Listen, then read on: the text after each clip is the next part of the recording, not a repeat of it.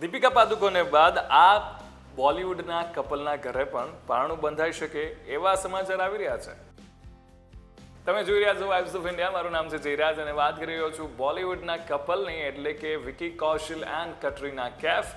એટલે હાલમાં જ્યારે બંને વેકેશનમાંથી પાછા આવ્યા હતા મુનિચમાંથી, અને ત્યારે એરપોર્ટ પર એમનો જે લુક છે એકદમ કમ્ફી અવતારમાં જોવા મળ્યો હતો.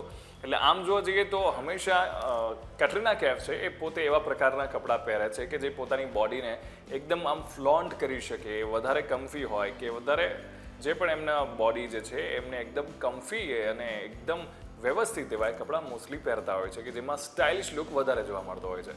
પણ આ વખતે એવું બન્યું છે કે એમણે થોડા કમ્ફી અને ખુલ્લા પ્રકારના જે કપડામાં એ એરપોર્ટ લુકમાં જોવા મળ્યા હતા. અને એટલા માટે થઈને હવે સોશિયલ મીડિયામાં એવી વાતો ચાલી રહી છે, અટકળો ચાલી રહી છે કે કદાચ કેટરીના કૈફ પ્રેગ્નન્ટ છે.